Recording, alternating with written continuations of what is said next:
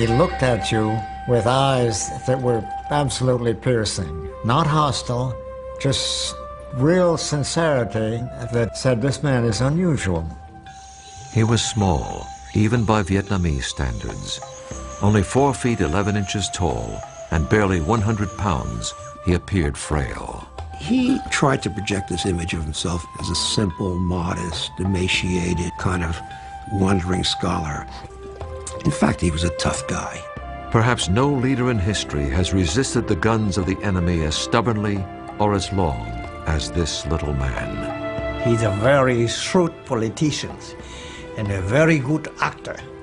He had an unshakable will that helped liberate a country and humble a superpower.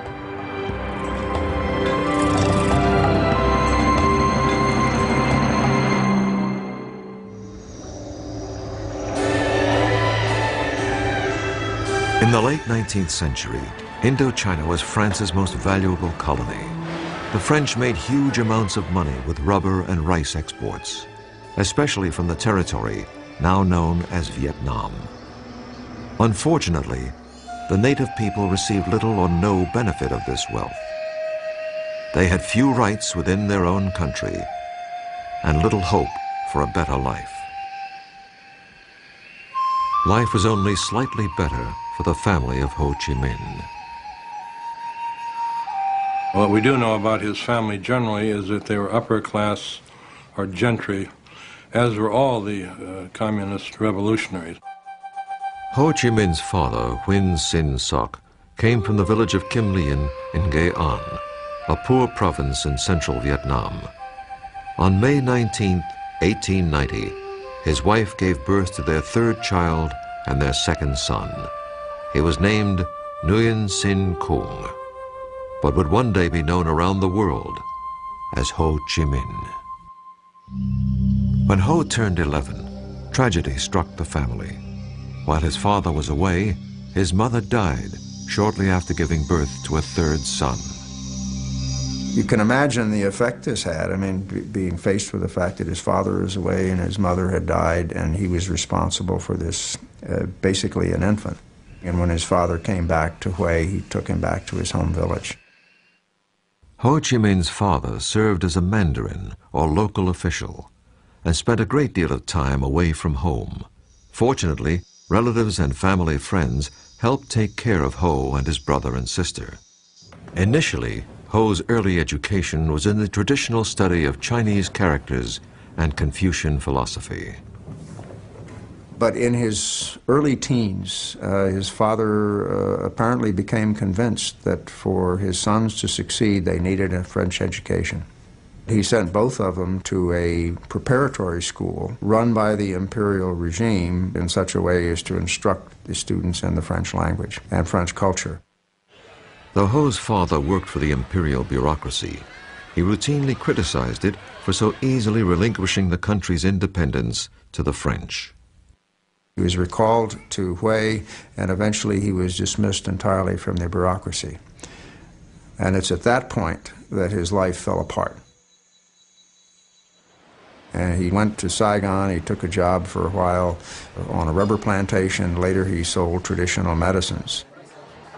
Ho's father spent the rest of his life wandering the countryside, struggling to make a living, while Ho lived in Hue. He saw less and less of his father. This had a great impact on Ho. He also believed that his father had been punished for simply saying what everyone knew was true. Most Vietnamese suffered greatly at the hands of their colonial masters. Those who protested or even complained were often imprisoned, beaten, or even killed by the omnipotent French colonials. In 1908, at the age of 17, Ho was studying at the prestigious National Academy in Hue. One day, a group of farmers marched past the school, protesting the high level of Mandarin corruption and excessive taxation. Ho translated their demands into French so the local colonial officials could read them. It was his first revolutionary act, and he attracted the attention of the dreaded Sûreté, or French secret police. The next day, Ho was summarily expelled from the academy. It was his last day of formal schooling in Vietnam. So here's this young Ho Chi Minh who is becoming educated and has a certain amount of resentment toward French colonialism. But at the same time, he knows enough about France to be captivated by the great French ideals of liberty, equality, fraternity, and he wants to see how those ideals are really practiced in France. They're not practiced in Vietnam, where you have a rather repressive French colonial system. Ho had inherited his father's rebelliousness and his wanderlust. At the age of 21, he entered a merchant marine school where he learned how to be a kitchen helper. This new skill enabled him to leave Vietnam and go abroad. I think he left for two reasons. One is maybe quest for education, that he would be able to get better education in France, provided he could afford it. Second, he probably did not see much of an economic opportunity in Vietnam at that point of time. Ho was hired by the French passenger liner, the La Touche-Treville,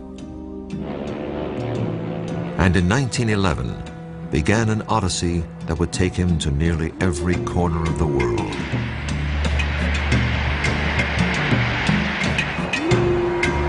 Over the next few years, he saw the terrible impact of colonialism on many other countries. This had a profound influence upon him. Finally, Ho arrived in France. Despite his anti-colonial sentiments, Ho applied for entrance to the French colonial school that trained officials to serve in France's colonies around the world. This was hardly the career path of an anti-French revolutionary.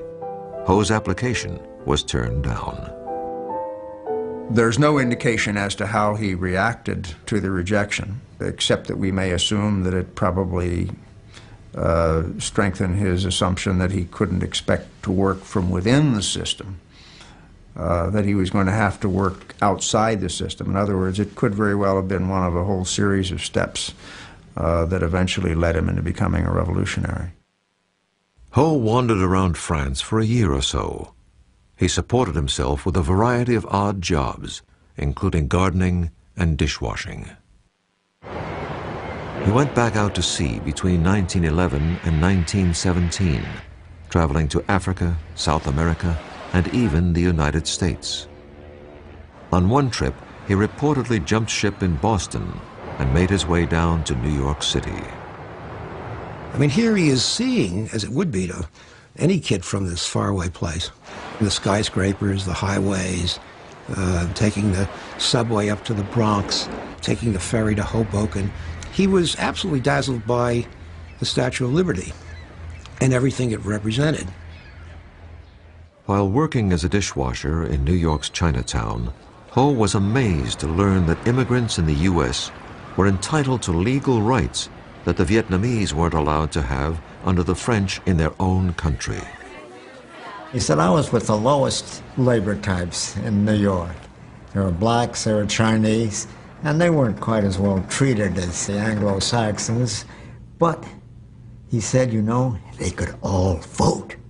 And this impressed him tremendously. Shortly before the start of World War I, Ho left America and sailed to England. He found work in the kitchen of the famous Carlton Hotel under the legendary French chef Escoffier.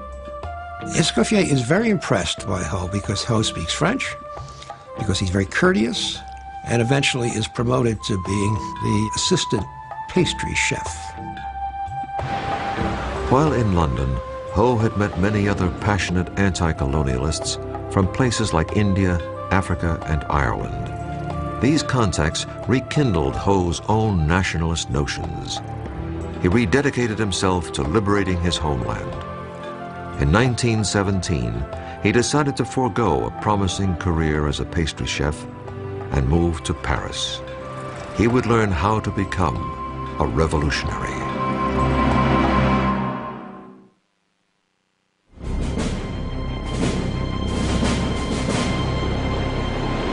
Ho Chi Minh arrived in Paris toward the end of World War I. There was a large Vietnamese community living there. But more important, this was where the decisions that affected colonial Vietnam were made. Ho was determined to help change French policy toward his country. But first, he wanted to experience Paris.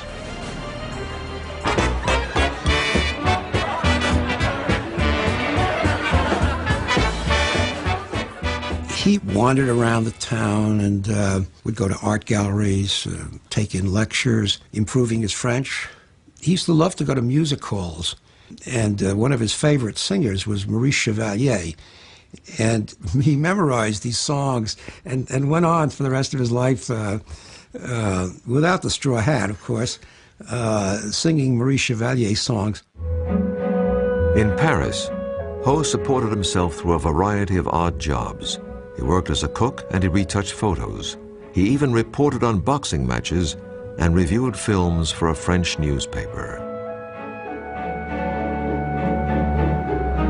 Of course, his primary goal was to somehow organize Vietnamese expatriates into a movement that would pressure the French government into improving conditions in his homeland. People who encountered Ho Chi Minh in those days tended to say pretty much the same things. Very intense young man, very anxious to learn, very idealistic, a man very much driven by ideas.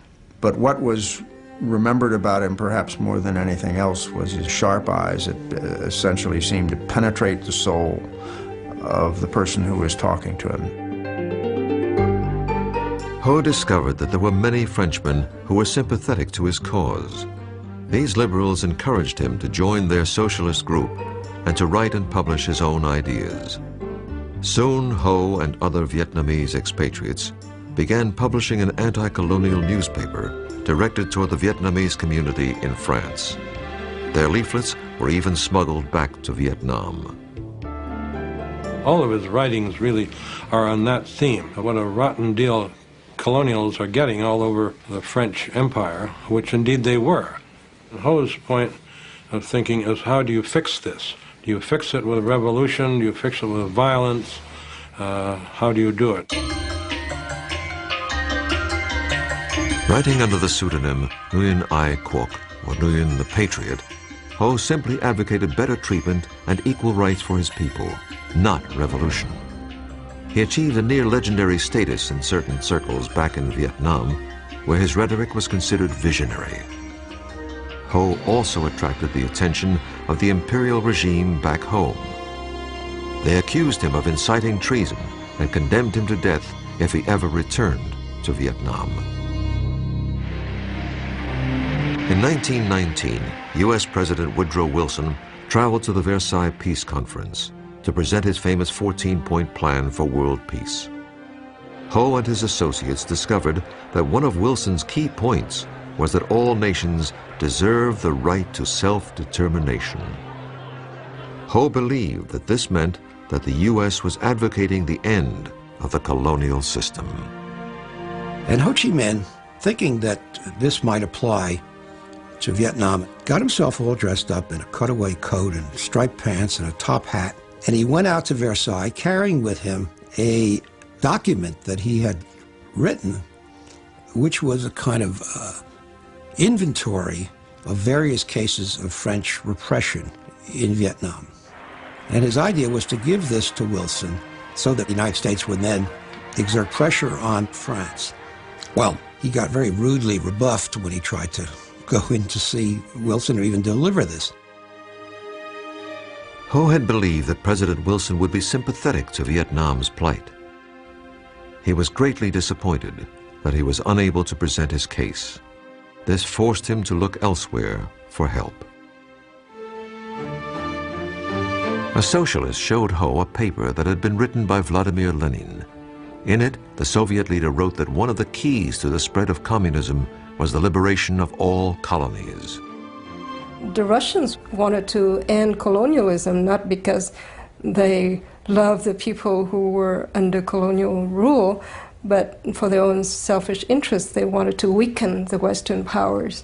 But regardless of what their motivation was, they were the only power at the time to advocate it and to actively want to offer help. And it's at that point, as he basically points out, that he determined to become a follower of Lenin, not because he had any understanding of Marxist ideology, but because he loved the strategy that Lenin had set forth as a means of liberating the colonial peoples. In 1920, Ho became one of the founding members of the French Communist Party. He was 30 years old. He had become a great propagandist while living in Paris, but he wanted to learn how to turn rhetoric into revolutionary action. He believed there was really only one place to learn this craft: Moscow. In 1923, Ho received an invitation to join the Comintern, the organization set up by the Soviets to export Marxism and Leninism around the world. He jumped at the opportunity. He disappeared from Paris, leaving his friends wondering what had happened to him. I think what drew Ho to Moscow, first and foremost, was nationalism, the desire to find help to liberate his country and his people. Ho became an important member of the Comintern. He now took his orders from Moscow. I always felt that Ho Chi Minh had very little time for Marxism as a philosophy, as a way of interpreting history. He had great admiration for Leninism and the techniques and the methods to be used. The rest of the world may have abhorred Lenin's tactics, but Ho was devoted to them. He believed that he had found the blueprint for liberating his homeland.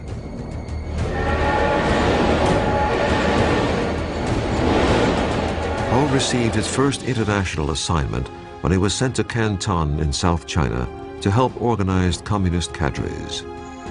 It was here that he also began a clandestine lifestyle that would last nearly 30 years. He went underground, so to speak. And you have him wandering around the world under a wide variety of aliases. Some of them Vietnamese, some of them Chinese, depending on where he was and what purpose he needed. If, for example, he contributed to a French newspaper, he'd call himself Victor Le Bon. If he contributed to a Russian newspaper, he'd call himself Nafransky, and so forth. In 1927, Ho was nearly arrested when the Chinese nationalist leader Chiang Kai-shek turned against the communists.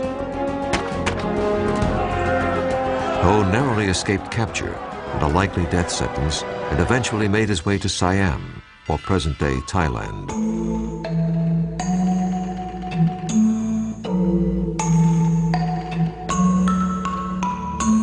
He avoided detection by agents of the Sûreté, or French secret police, via a clever ruse. He learned some Thai, shaved his head, donned a saffron robe, and traveled as a Buddhist monk. There was a large Vietnamese community living in northeast Thailand, so Ho preached his cause as he wandered from village to village in disguise.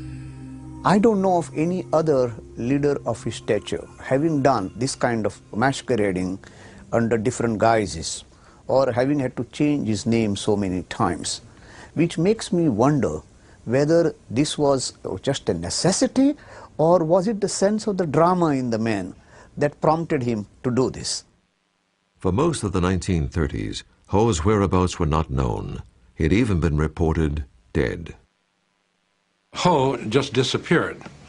He was either in the cave of Yan'an with Mao, he was in a Stalin jail. There's no world figure that you can say that we don't know where he was for almost a decade. And again, this was not accidental. I mean, he didn't want to be found. Ho emerged again on the world stage shortly before the outbreak of World War II. He had always believed that there would one day be a time when the conditions would be just right to begin the liberation of his homeland.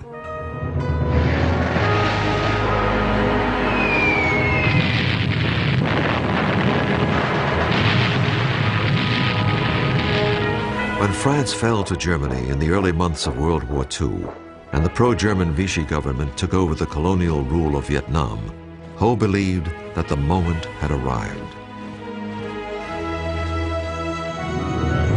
In early 1941, he slipped across the Chinese border and into the jungles of North Vietnam. Incredibly, this was the first time Ho had set foot in his homeland in over 30 years. He was armed only with his ideas, but he was determined to lead a revolution, to liberate his country, or to die trying.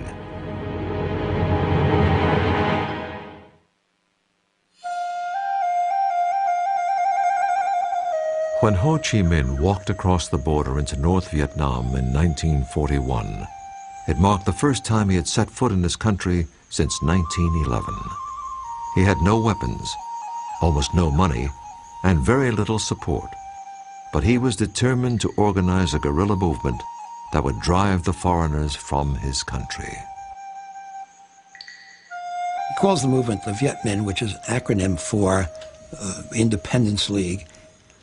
And he takes for the first time this name Ho Chi Minh, which means roughly bringer of light. So Ho Chi Minh begins to exist under that name, the famous name, now, 1941.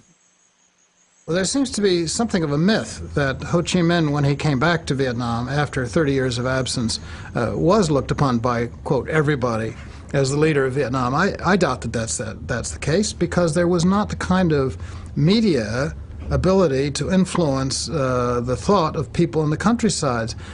At that time, 90, maybe 95% of the people in Vietnam lived in small villages and cultivated rice. There were educated Vietnamese in big cities like Hanoi and Saigon who greatly admired Ho's writings under his pen name Nguyen the Patriot. But they were in the minority. The vast majority of the people in the country were not familiar with Ho or his work. In fact, most of them could not read. So his main aim was how to communicate and become close to the peasants. So he managed to adopt this very popular style, talking very simply to the peasants and being like an uncle, you know, a member of the family. Ho brought the role that his father had played as the avuncular village mandarin or local public official to a national level. Though some critics believe that this persona was nothing short of a calculated act, it was effective and the movement gained momentum. I think Ho Chi Minh's goal determined his behavior. In order to reach the masses, he had to be looking and acting and living like a peasant, to be in communion with the needs of the peasants. Ho and his followers also promoted the notion that he was a lifelong celibate who didn't have time for romance or a family because he was so devoted to his cause. This was a myth.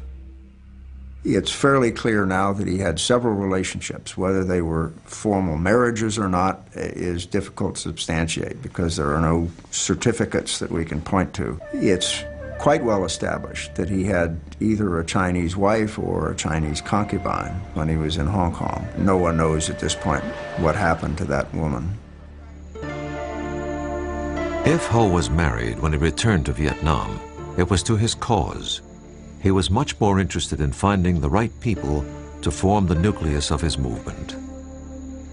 One of Ho's best decisions was to enlist the help of a talented young man named Vo Nguyen Giap. Giap had a brilliant military mind and was a born leader.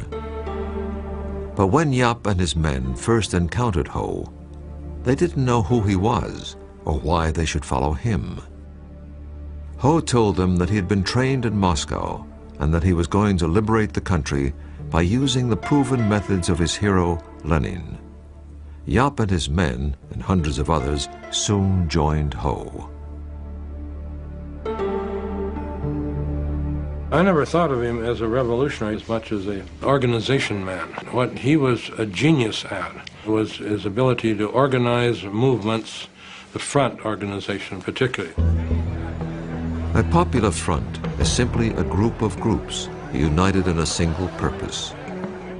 Ho brought many of the other Vietnamese nationalist organizations together under his banner. But in order to do this, he had to focus on the issues that would appeal to the broadest possible group. One was the issue of national independence, and the other was what might loosely be called social justice, which would mean land reform, better working conditions, democratic rights, and things of that type.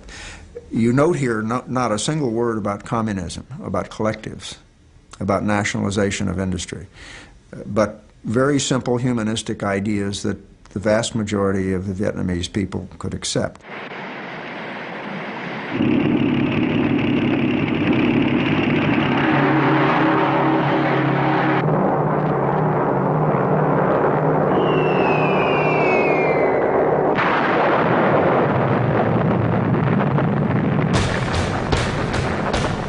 On December 7, 1941, Japan bombed the U.S. fleet at Pearl Harbor, Hawaii, and then launched an all-out attack against the British and Dutch colonies of Southeast Asia. Within weeks, Hong Kong, Malaya, Singapore, and Indonesia had all fallen to the Japanese Empire. The Japanese called off their attack on French Indochina when the local pro-Nazi Vichy colonial administration agreed to collaborate with Japan, Germany's Axis partner. Ho could very well have said, okay, I will side with the Japanese because they're like Asians. But he came to the conclusion, very wisely, look, the Japanese are no better than the French. They're both aliens. Neither one of them is going to do us any good. Ho Chi Minh traveled to South China. Since the Chinese were also fighting Japan, he believed that he could get some military aid from the nationalist Chinese. To his surprise, he was arrested by the local authorities because he was a communist. Ho was thrown into prison. He kept a journal, writing mostly in the Chinese of his youth, in hopes of converting his captors to his point of view. In one poem he wrote, "My heart travels 1,000 miles toward my native land. Innocent, I have now endured a whole year in prison. Using my tears for ink, I turn my thoughts into verse." Ho's health deteriorated as the months passed. He had to find a way out of prison, or he would never live long enough to liberate Vietnam.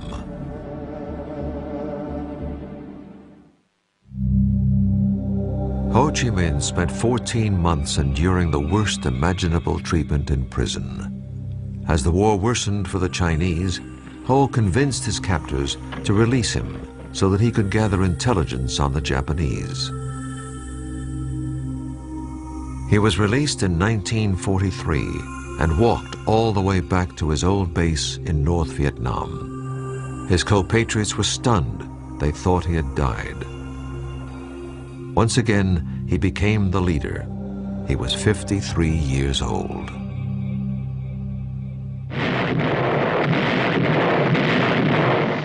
After the U.S. entered the war against Japan, Ho believed that getting American help was essential to Vietnam's future independence. When an American pilot was shot down in North Vietnam, he was brought all the way back to his base in China by Ho. And you got to try to imagine this guy. He's wearing sandals and shorts.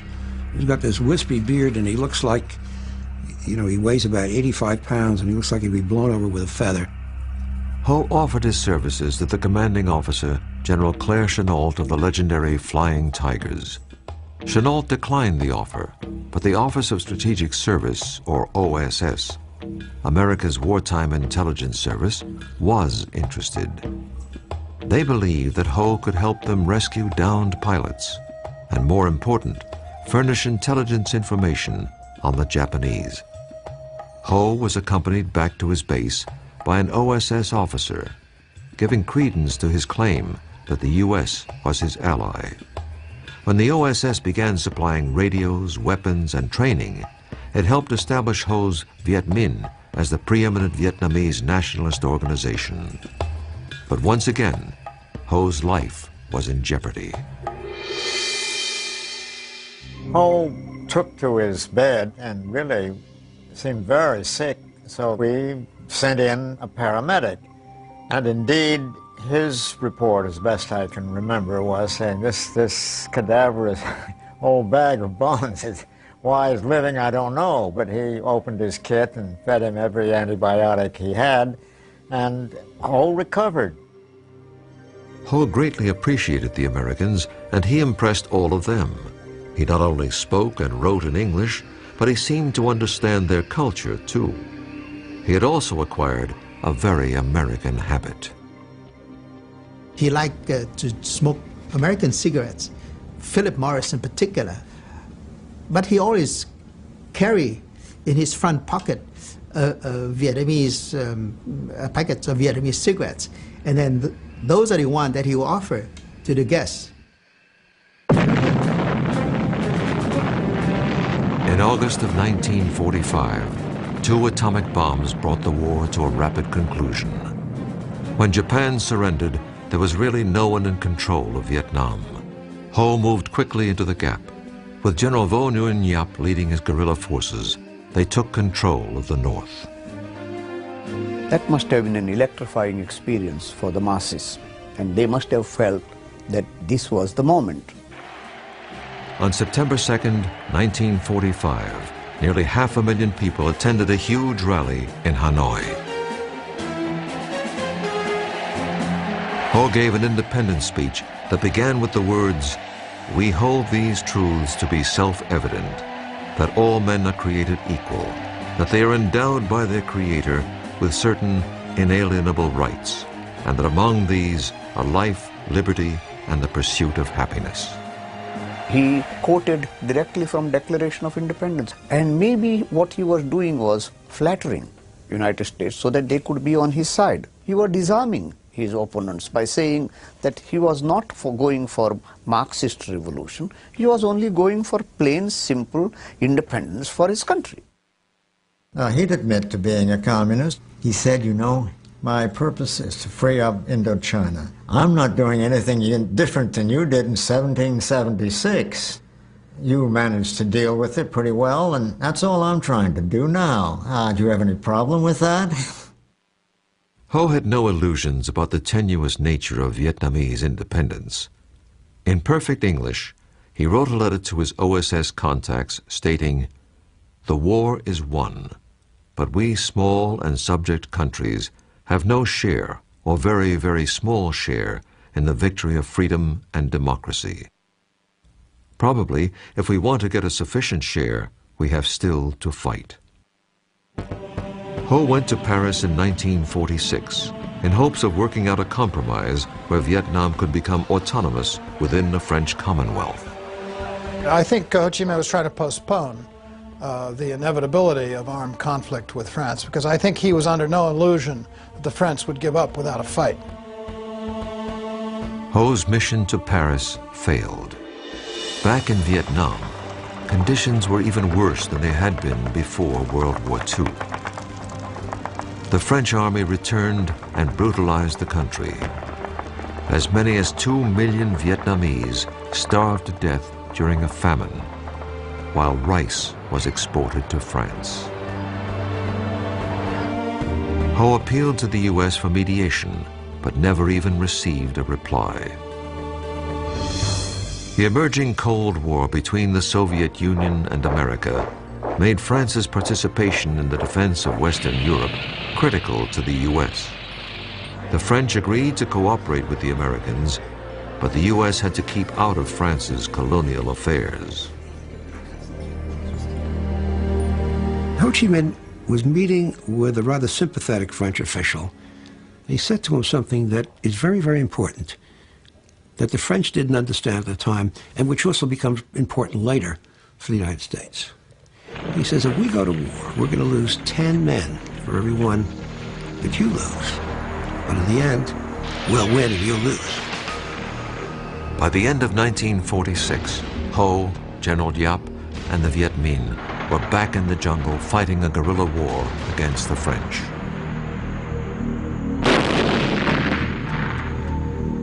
Initially, it seemed unlikely that the Viet Minh would have any hope in defeating the French.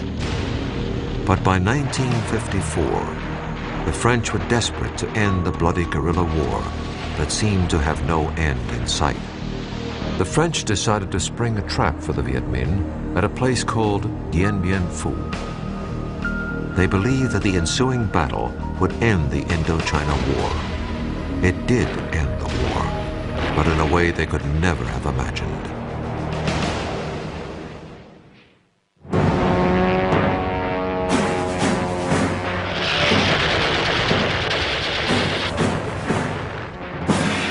In March of 1954, the French army believed that they had lured Ho Chi Minh's forces into a trap near a remote outpost called Dien Bien Phu. Unfortunately for the French, they only trapped themselves. The battle cost the French over 15,000 casualties. It also cost them Indochina. The Viet Minh victory over the French marked the first time that a European power had been defeated in battle by its colony since the American Revolution.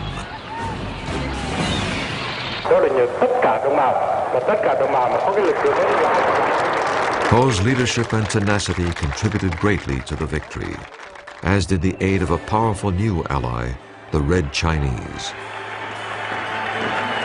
Ho tried to play down the Chinese Communist support.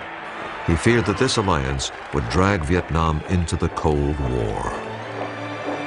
And this would mean, therefore, that Vietnamese independence would not be a local question between Viet Minh and the French, but would be now an international question between the two superpowers. Despite the victory at Dien Bien Phu, Vietnam's fate would ultimately be decided at a peace conference in Geneva. Both the Soviet Union and Red China urged Ho to accept the terms of the Geneva Peace Agreement, which divided the country in half at the 17th parallel. It took all of Ho's political skill to get his colleagues to accept the compromise. After 1954, Ho and the Communists concentrated on building a socialist state in the North. They implemented a land reform program modeled after the one created by Mao in China. And it was a very brutal program. Lots of landowners were executed. It was very corrupt in many cases. The story is that Ho Chi Minh actually realized this thing had gotten out of hand and apologized for it, but of course it was too late. These people had been killed. The North did not have the only repressive government in Indochina. The U.S. helped install an anti-communist dictator in the South named Ngo Dinh Diem. Diem was not popular with his countrymen. In the Geneva Peace Treaty, Ho had been promised an end to foreign intervention and nationwide elections, which he most certainly would have won. Diem and his U.S. backers did not allow the elections to take place. By 1960, an anti-Diem resistance movement engulfed the South in a guerrilla war.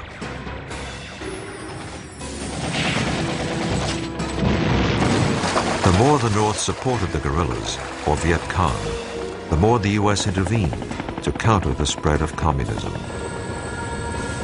Just as Ho had feared, Vietnam had become the key battlefield of the Cold War. We had this idiotic idea that communism was a monolith, that all communists were the same, and Ho was part of that monolith. But there's a lot of evidence that he wasn't. If only we had come to the point where we'd say, okay, he's a communist, but he's our communist, you know? By 1966, the Vietnam War was in full swing. By now, Ho was 76 years old and probably not involved in the day-to-day conduct of the war.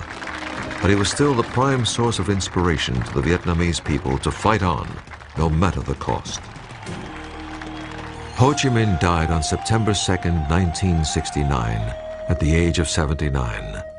Though it would be almost 6 more years before the final Vietnamese victory, most of Ho's countrymen believed that he was the one most responsible for the liberation and unification of Vietnam. Today, Ho Chi Minh's legacy is as controversial and complex as the man himself.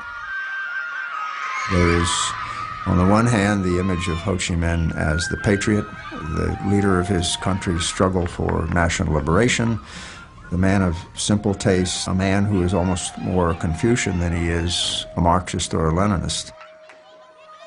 The other image of Ho Chi Minh is as an international communist agent, the head of a repressive regime which carried out policies deeply repugnant to many Vietnamese. I think you got to deal with the dual character of this man. At the same time that you have this image of the kindly, wispy, emaciated, frail Ho Chi Minh, you got to remember underneath that is a really tough figure, absolutely dedicated, absolutely relentless. The ends were always more important than the means to Ho Chi Minh. But some critics believe that the communist economic and political system that he left behind was too high a price for independence and unification. Ho Chi Minh said in 1945, they would like to have Vietnam independence, freedom, and happiness. And from the three slogans, what is left right now? Independence, yes, but what does it mean without having freedom and happiness? There's no doubt that the communists under Ho often brutally eliminated their political opponents. But Ho's role in this is not clear. Ho was the leader at the time, and errors did take place, so he should take some of the blame. I think he was a very driven man, a man driven by the cause that he believed in.